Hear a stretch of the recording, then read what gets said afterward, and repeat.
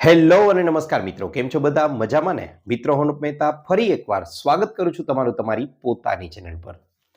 મિત્રો, વાળને લગતી ગમે તેવી સમસ્યા હોય, પછી એ તમારા વાળ છે તે બહુ ઉતરવાની તમને લોકોને ફરિયાદ રહેતી હોય, તેની સાથે સાથે ઘણીવાર અકાળે જ એટલે કે નાની ઉંમરમાં વાળ છે તે સફેદ થવા લાગ્યા હોય, તેની સાથે સાથે વાળ છે તેમાં ખૂબ જ વધારે શિયાળાનો સમય છે એટલે ખોડો થઈ જતો હોય. ઘણીવાર ઘણા લોકોના વાળ છે તે ખૂબ જ પાતળા બની ગયા છે, અથવા તો ઘણીવાર માથામાં વાળની જગ્યાએ ખરજવું કે સોરાયસિસ જેવી સમસ્યા જોવા મળે છે, કે પછી ઘણા લોકોને માથામાં ઉંદરી જેવી સમસ્યા જોવા મળે છે. મિત્રો, આ ઉપરાંત વાળને લગતી ગમે તેવી સમસ્યા હોય, ઘણીવાર વાળ છે તે એકદમ વૃક્ષ બની ગયા છે, બેજાન બની ગયા છે, વાળની ચમક ચાલી ગઈ છે, તો આવી તમામ સમસ્યાઓના નિવારણ રૂપે આજે હું તમને આજના વિડીયોમાં એક વસ્તુ સૂચવવાનો છું. તે વસ્તુનો જો વાળ માટે ઉપયોગ કરી લીધો તો તમામ પ્રકારની સમસ્યાઓને જડમૂળમાંથી તે દૂર કરી દેવાની શક્તિ ધરાવે છે. આ ઉપરાંત આ વસ્તુ એવી છે કે જેનું મહત્વ આયુર્વેદ તો વર્ષોથી સ્વીકારે જ છે, પણ તેની સાથે સાથે આજે આધુનિક વિજ્ઞાન પણ તેના મહત્વને સ્વીકારી રહ્યું છે. જી હા મિત્રો, કિંમતમાં ખૂબ જ સસ્તી, રોજબરોજના જીવનમાં આપણે ઉપયોગ કરીએ છીએ એવી વસ્તુ કે જેનું નામ છે એરંડિયાનું તેલ. જી હા મિત્રો, એરંડિયાનું તેલ કે જેને ઇંગ્લિશમાં આપણે લોકો કેસ્ટર ઓઇલ તરીકે પણ ઓળખીએ છીએ.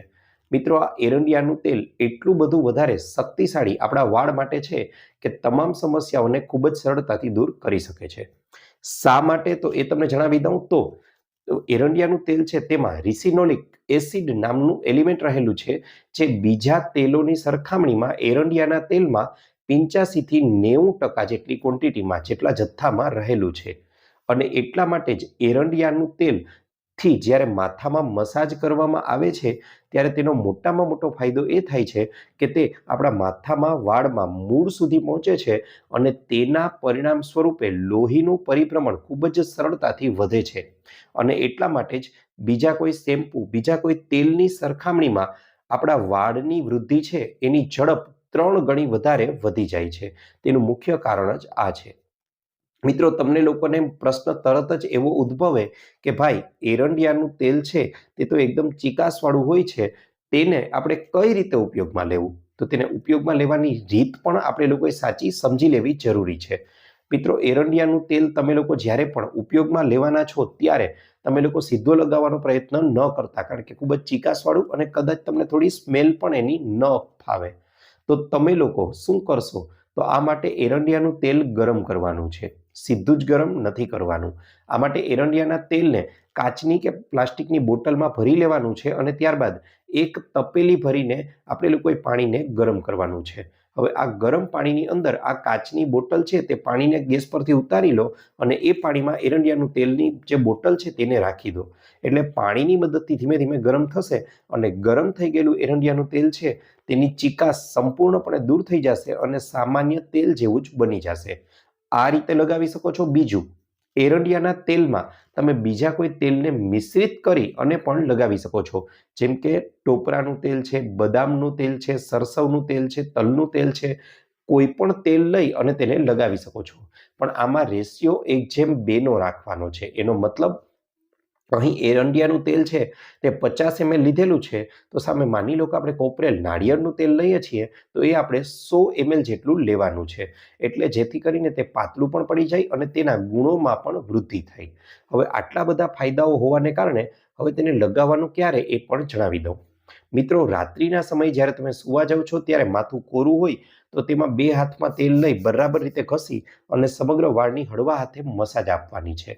ત્યારબાદ આખી રાત્રિ દરમિયાન તેલને વાળમાં લાગેલું રહેવા દેવાનું છે અને વહેલી સવારે જ્યારે ઉઠો છો ત્યારે અરીઠાના પાણી વડે માથું છે તેને ધોઈ લેવાનું છે. રાત્રે અરીઠાને પલાળી દો. વહેલી સવારે ઉઠી આ પાણીને સહેજ ગરમ કરી અરીઠાને બરાબર તેમાં નીચોવી લો અને આ પાણીને ગાળી અને તેના વડે વાળ છે તેને બરાબર રીતે ધોઈ લો. વાળ ધોવો ત્યારે એક વસ્તુ યાદ રાખજો કે આંખો બરાબર બંધ રાખજો, કારણ કે અરીઠાનું પાણી છે તે આંખમાં દાહક અસર ઉત્પન્ન કરે છે, માટે આંખમાં ન જાય તેનો ખ્યાલ રાખવો. બાકી તે વાળની સારામાં સારી રીતે સફાઈ પણ કરી આપશે. મિત્રો, આટલી જબરજસ્ત અહીં એરંડિયાના તેલની અસર હોવાને કારણે તેનો ઉપયોગ આપણે જુદી જુદી રીતે કરી શકીએ છીએ.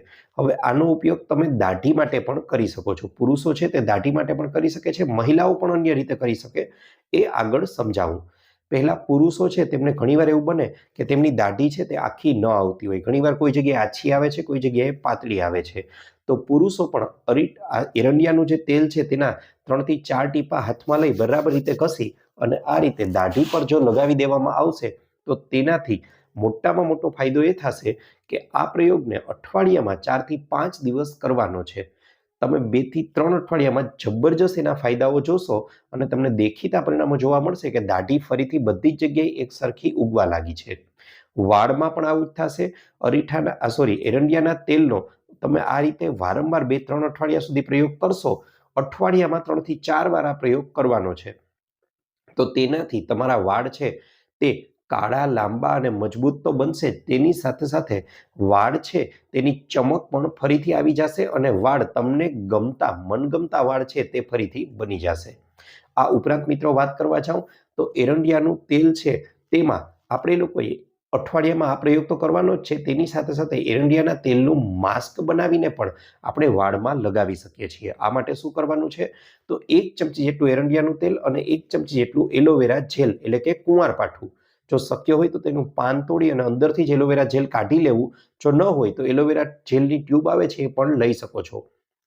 હવે 1 ચમચી જેટલું એરંડિયાનું તેલ, 1 ચમચી જેટલું એલોવેરા જેલ, બંને વસ્તુઓને મિશ્ર એકદમ હલાવી અને કરી દેવાની છે. તેનો સફેદ માસ્ક તૈયાર થઈ જશે.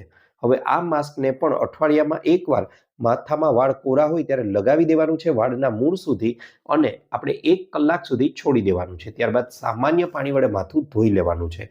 મિત્રો, આ પ્રયોગોને 2 થી 3 અઠવાડિયા સુધી તમે રિપીટ કરશો તો તેનાથી તમને લોકોને દેખીતા અને જોઈતા અને મનગમતા પરિણામો છે તે ચોક્કસથી મળી આવશે. ફરી એકવાર કહું છું, આયુર્વેદિક ઉપાય છે. તમે એમ ઈચ્છો છો કે રાતોરાત મને આના પરિણામો મળી જાય તો એ શક્ય નથી, એ નહીં બને. પરંતુ 2-3 અઠવાડિયા પ્રયોગ કરશો પછી પરિણામો મળવાની શરૂઆત થશે અને પછી જે પરિણામો હશે એ પરિણામો કાયમી રહેનારા હશે અને તમારી સમસ્યા છે તેનું કાયમી ધોરણે નિરાકરણ થશે, તે સમસ્યાઓને દૂર કરી દેશે.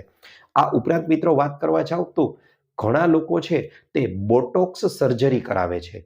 તેમાં પણ બોટોક્સ સર્જરીનો મતલબ જ એ થાય કે તેમાં તે ઘણીવાર આપણા ચહેરા પરની કરચલીઓ છે, ઘણીવાર સાંધાના દુખાવાઓ છે અને ઘણીવાર શરીરની ઘણી બધી સમસ્યાઓ છે તેને દૂર કરવા માટે પણ એરંડિયાના તેલનો ઉપયોગ થાય છે. તેમાં ખાસ કરીને મેં વાત કરી એ પ્રમાણે બોટોક્સ સર્જરી, તેમાં ચહેરા પર મોટી ઉંમરને કારણે પડી ગયેલી જે કરચલીઓ છે, ચહેરા પર પડી ગયેલા ડાઘ છે, તેને દૂર કરવા માટે લોકો આવો પ્રયોગ કરે છે. મિત્રો, આ પણ કરવાની જરૂર નથી, ખોટા પૈસા બગાડવાની જરૂર નથી. તમે માત્ર એરંડિયાનું તેલ 2 કે 3 ટીપા હાથમાં લઈ અને રોજે રોજ ચહેરા પર હળવા હાથે મસાજ કરી લગાવતા જશો તો તમારા લોકોની ચહેરા પરની કરચલીઓ છે તેને પણ દૂર કરવાનું કાર્ય ખૂબ જ સારી રીતે એરંડિયાનું તેલ કરે છે. આ ઉપરાંત ચહેરા પર કોઈ જગ્યાએ ઝાંઈઓ પડી ગઈ હોય, ડાઘ થઈ ગયા હોય તો તેને પણ દૂર કરવાનું કાર્ય માત્ર એરંડિયાનું તેલ છે તે સારામાં સારી રીતે કરે છે, કારણ કે તેમાં રેસિનોલિક એસિડ છે તે સારી એવી માત્રામાં રહેલો છે. આ ઉપરાંત મિત્રો વાત કરવા જાઉં, મેં તમને કીધું એ પ્રમાણે 85 થી 90% રેસિનોલિક એસિડ રહેલો છે. તે સાથે સાથે આપણા શરીર પર અથવા ચહેરા પર કોઈ જગ્યાએ તલ થઈ ગયા છે, મસ્સા થઈ ગયા છે, ઇવન ગાંઠ પણ થઈ ગઈ છે તો તેને પણ દૂર કરવાનું કાર્ય એરંડિયાનું તેલ છે તે સારી રીતે કરે છે. હવે માની લો કે તમારી ત્વચા તેલીય છે તો તમે લોકો એરંડિયાના તેલમાં થોડું એલોવેરા જેલ છે તેને ઉમેરી અને લગાવી શકો છો અને રેગ્યુલર મસાજ કરવામાં આવશે તેનાથી તમારા મસ્સા છે તે ખરી જશે, તલ છે તે પણ દૂર થઈ જશે અને કોઈ જગ્યાએ શરીરમાં ગાંઠ થઈ છે તો તેને પણ ઓગાળી દેવાની. મિત્રો, આ ઉપરાંત વાત કરવા જાઉં તો તેલ છે ભાઈઓની દાઢી માટે એરંડિયાના તેલનો ઉપયોગ જણાવ્યો એ જ પ્રમાણે મહિલાઓ પોતાના આઈબ્રો અને તેની પાપણ છે તેના માટે પણ તે એરંડિયાના તેલનો ઉપયોગ કરી શકે છે. આ માટે તે લોકોએ હળવા હાથે એરંડિયાનું તેલ લઈ અને તેને પુલિંગ બ્રશ આવે છે, તે નાનું બ્રશ હોય છે, તેમાં તેને એરંડિયાના તેલમાં સહેજ એક બોળી અને હળવા હાથે રોજ રાત્રિના સમયે આઈબ્રોની મસાજ કરવાની છે અથવા પાપણ પર પણ હળવા હાથે તે મસાજ કરી શકે છે. મિત્રો, 2 કે 3 અઠવાડિયા પછી જ તમને જોઈતા સરસ મજાના ઘાટા આઈબ્રો અથવા ઘાટા પાપણ થઈ જશે કે તમારા આશ્ચર્યનો પાર નહીં રહે. અને આ કાર્ય માત્ર ને માત્ર એરંડિયાનું તેલ જ સારામાં સારી રીતે કરી શકે છે. આ ઉપરાંત મિત્રો વાત કરવા જાઉં તો ઘણીવાર આંખોની આજુબાજુમાં કુંડાળા થઈ ગયા છે કાળા. તેની સાથે સાથે ઘણા લોકોનું આંખોનું તેજ ઓછું થઈ ગયું છે. ઘણા લોકોને આંખોમાં મોતિયો આવી ગયો છે. તો તેને પણ દૂર કરવાનું કાર્ય એરંડિયાનું તેલ સારી રીતે કરે છે. આંખોની આજુબાજુના કુંડાળાને દૂર કરવા માટે રાત્રે સૂતા સમયે એરંડિયાના તેલના 1-2 ટીપાથી આંખની ફરતે મસાજ કરવાની છે. તેનાથી સારામાં સારો ફાયદો થશે. આ ઉપરાંત મિત્રો વાત કરવા જાઓ તો જો રાત્રે તમે બંને આંખોમાં 1-1 ટીપું એરંડિયાનું તેલ નાખી અને સૂઈ જશો તો તેનાથી તમારી આંખોના જે મોતિયોની સમસ્યા છે તેને પણ સંપૂર્ણપણે દૂર કરવાનું કાર્ય એરંડિયાનું તેલ ખૂબ જ સારી રીતે કરે છે. આ ઉપરાંત તમારા શરીરમાં કોઈ જગ્યાએ ગાંઠ જેવી સમસ્યા તમને જોવા મળે છે તો તેમાં પણ તમે લોકો અથવા મસ્સા થઈ ગયા છે તો મસ્સામાં અડધી ચમચી જેટલો તમે લોકો બેકિંગ સોડા અને અડધી ચમચી જેટલું એરંડિયાનું તેલ બંનેનું મિશ્ર કરી અને બરાબર રીતે મસ્સા પર લગાવી થોડી મસાજ આપી અને ત્યારબાદ તેના પર બેન્ડેડ કે અન્ય કપડું ઢાંકી શકો છો. રોજે રોજ આ પ્રયોગ કરશો તો થોડા જ દિવસોમાં મસ્સા છે તે ખૂબ જ સરળતાથી ખરી જશે. આ ઉપરાંત એરંડિયાનું તેલ કોઈ એક કપડામાં લઈ અને ત્યારબાદ તેને કોઈ સાંધાનો દુખાવો રહેતો હોય, માનો કે ઘૂંટણમાં દુખાવો રહે છે તો ત્યાં હળવા હાથે આપણે મસાજ આપવાની છે અને ત્યારબાદ ગરમ કપડા વડે તેના પર 2 થી 3 વાર શેક કરવાનો છે. આ પ્રયોગને પણ નિયમિત રીતે કરશો તો તે ઇન્સ્ટન્ટ રિલીફ આપવાનું કાર્ય સારામાં સારી રીતે કરે છે.